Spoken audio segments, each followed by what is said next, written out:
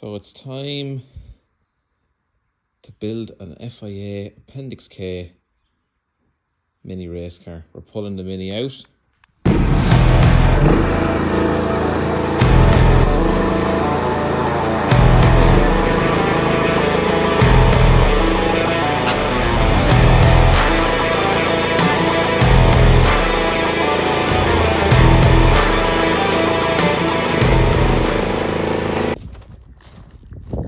So,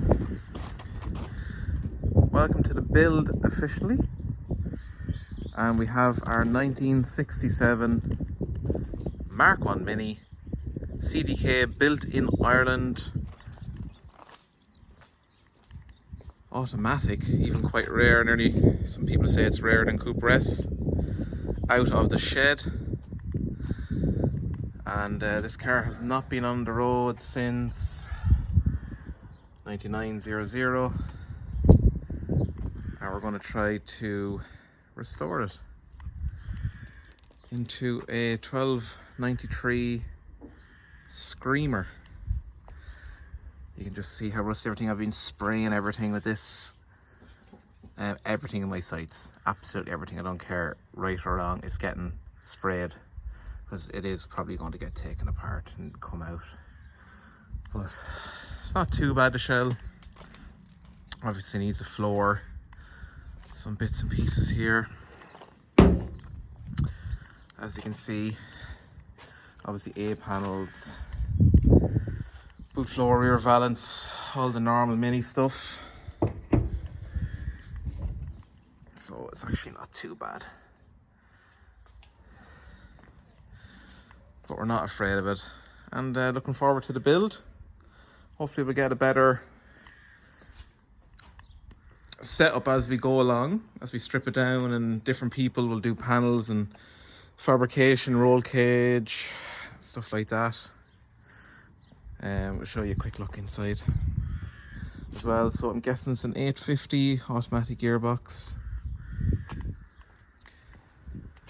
Shamrock glass in it as well, made in Ireland, which is quite rare. Seats made in Ireland. I think the seats are made in Tipperary, if I'm not wrong. I think, or the glass is made in Tipperary and the seats are made in Dublin. Still a factory bumper there, but obviously that's not going to be used again. You can see all the standard stuff. Someone obviously outfitted a radio into it at some stage as well over the years. And a Smith's, I think that's a heater. I think it's from a mini pickup, actually, someone has told us. But as you can see, it needs a full floor and whatever else. So join us. We're going to show us stripping this down and talking to different companies about who's going to do the fabrication work. There's actually someone that lives 2 minutes away from us that does awesome restorations of vehicles, especially Land Rovers and Land Cruisers and stuff like that, and they kind of want to take the job on. And then we have our good friend John Butler, who's going to paint this shell when it's eventually we get to that stage. Hopefully going to use a lot of Owen's fabrications in Wales, a lot of their parts, race car parts in this, over the build as well. So yeah, very excited like I am. Throw us a subscribe and a like and a follow. I'll come back to you with more.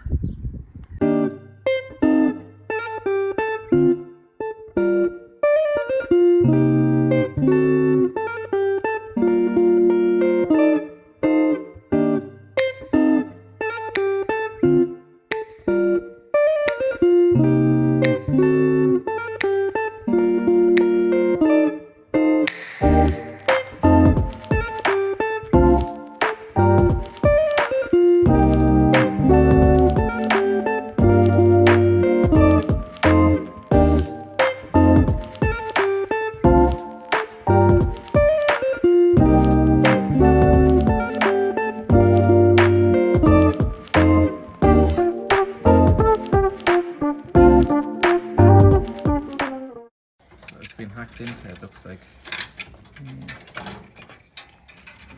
So bonnet is off, headlights are out ish, wiring loom. Definitely looks like on this side someone looks like very fresh wiring for how old the car is. So I'd say years ago they were doing that. And then here where Kieran is cutting, it's definitely been botched or repaired at some stage in its life. Iron out. And you know, it's obviously been modernized. I'm going to use a small rack over here in the corner for just storing some of the parts actually. And you just spotted that there's more modern headlamps in it, so newer, so maybe that's why they changed the wiring. But so far so good. She's getting stripped down. But the wiring is crazy, and it also looks like the engine isn't seized. Maybe it just spun over on that crank pulley down there, so that's crazy because the car is currently stuck in third gear, so maybe it's something to do with the clutches that it's rolling around. But yeah, it's interesting. But yeah, we're flying along now, getting some of the stuff off, and we'll update you in a minute. Okay. So we have headlamps out, grille off, bonnet off, and the wiring is so chopped up. So we're just finding where to change some stuff over the years, possibly for, you know, to modernize the headlamps, because they went from sort of a single unit or whatever to change bulbs. That was upgraded. I think the indicator stuff was upgraded. So we know kind of the idea of some of the panels that we want to get. It's actually not as bad as we thought, to be honest. So we're going to continue stripping down. I think the plan is to probably get off these mirrors. You can just see how rusty that is. Oh my days. Everything's sprayed up now. And hopefully the plan is to get some of the wiring moved out of the way, get the mirrors off, probably something like the wipers, and then I think we're going to focus on getting the engine out, get the interior out, and then probably get it up under rotisserie spit and then start stripping the rest of it. So update you as you go. But this is the resurrection of this car. Hopefully it'll see the road again soon. Well, Minnie is throwing up all sorts of goods.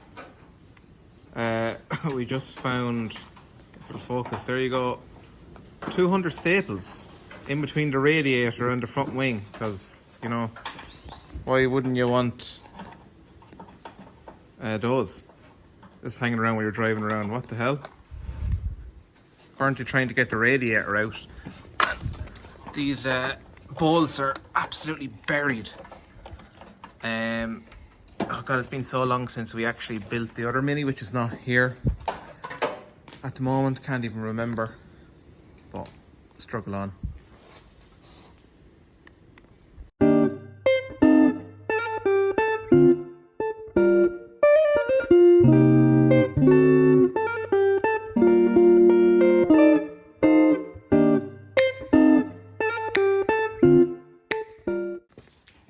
Alright, so that's the radiator out, and it looked like the previous owner maybe was trying to get a start before I bought it. There's very, very fresh coolant in it, and doesn't actually look too bad in here at all. We're going to see, can we turn it over now? Not actually start it, but let's see, is it seized or not, or is it? That's crazy. That's not a whole lot of compression there, no. Yeah, but it's still turn over well. It'd be interesting to take the spark plugs out and see sometime. We'll have to do that before we take it out. But that's crazy. It's been sitting up since... Which one is the tax disc? 99. Yeah, 99. So I'm guessing it probably hasn't been started since then. Maybe the guy, when he did whatever with the radiator, was trying to get it running and wiring or whatever, it didn't go. But so far, it's not actually too bad. Can I go here now? Huh? Can I go? Yeah, you can give it the beans there now.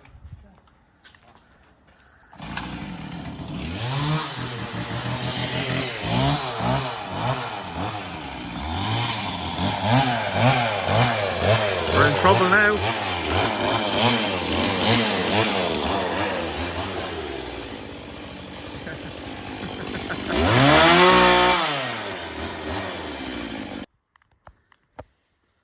Right, so the next bit of the stripping down process thing we're going to do is let's try get off the carburetor, and that allow us to gain some access to getting the engine out. I think carburetor, and then possibly loosen or just kind of have loosened off the exhaust manifold. We're going to spray those up with our favorite restoration tool. You know the drill. Then I think we'll probably maybe loosen off those engine mounts just in there, and take off some of this bracketry and stuff like that just to gain some space and get the engine out. Then we can start taking off auxiliaries and seeing what the engine bay condition is going to be like. It'll be interesting to see what is actually savable. I think the bulkhead looks pretty good in this, so we're kind of unsure. We'll know more when it's obviously on the rotisserie, and then we'll start working our way back. So over to the GoPro. Okay, what we want to do, hello, is anybody there? Way is probably spray these engine mounts down here and in there. On there. This is the best tool to have if you're restoring a classic car. It's the only tool, really. Just smash everything out with it, you know. A lot of people ask me, why minis? Well, actually, we grew up around minis, and we've had minis since a really early age. And then we went drifting and rallying and all that sort of cool stuff. And always wanted a Mark 1 after seeing those famous cars racing around Goodwood. And obviously going to the Killarney Historics as well every year when Dad was competing. Infatuated by Mark 1 minis. They feel like just like the proper mini, that Beatles era. But then seeing people like Endaphones racing in Goodwood, and just these minis just going flat out all of the time is just unbelievable. Like just this tiny car fighting against Alfa Romeos and those big V8 Fords and Chevrolets around Goodwood, and seeing them three abreast. I was like, I need to get in on this action. So obviously those cars and the engines are probably 20k or more. We won't be putting a 20k engine into this, but we know a guy. Hopefully it's going to have a 1293 cc engine with a dog box, as I'm trying to do this and I'm being distracted talking, but want to have a dog box on it.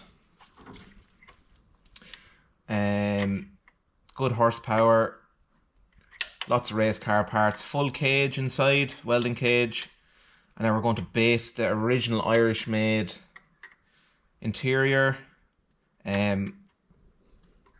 basically redo it all except obviously the driver's seat and the steering wheel or whatever else will be all factory. So kind of factory around the cage, Kevlar Recaro. Obviously won't be able to run, I don't think I'll be able to run a headliner, but sure, who cares about that, to be honest. Everything is so rusty. But yeah, let's get this off and let's get cracking. Enough talking for one time. Why is everything just not want to come off? Also, if you know of any companies that do toolkits, I'm literally foraging from some of Dad's old tools when you realise this is all old school stuff. What a pain in the ass. I don't have anything to do this. I need to get a toolkit just for minis.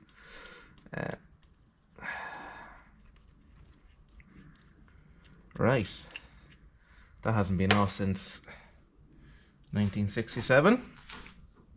So I think the next one's down here, I believe. Yes, it is. I can't believe that all this stuff is coming off so easy. That was kind of loose actually. So I think they're more fun to work on when they're fully restored. You're just tinkering on them, not this sort of shit. What is this? Get out of here. Get out of here. Alright, I think we'll go to a time lapse and we'll come back in a minute.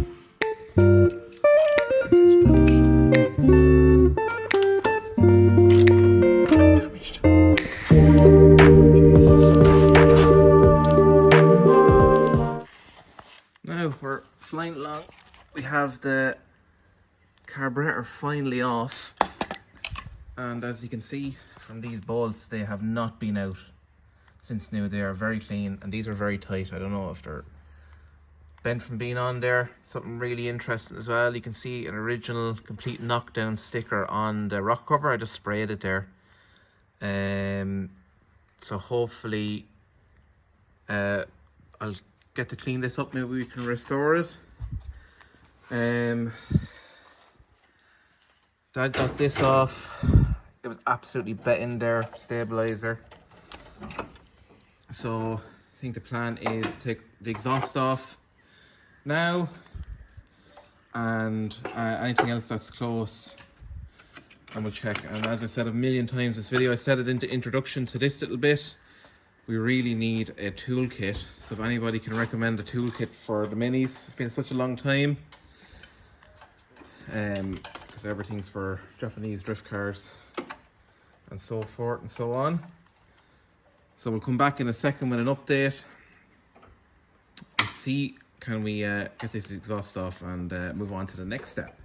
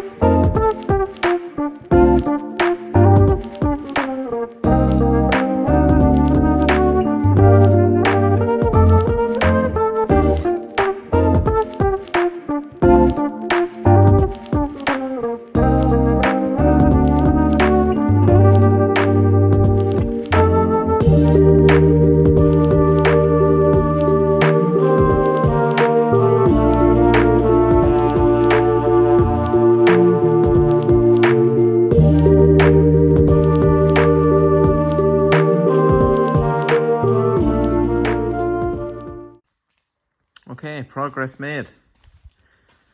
So, what have we done? Well, you can see from the time lapses, we have taken off the carburetor, which was actually a bit of a fight.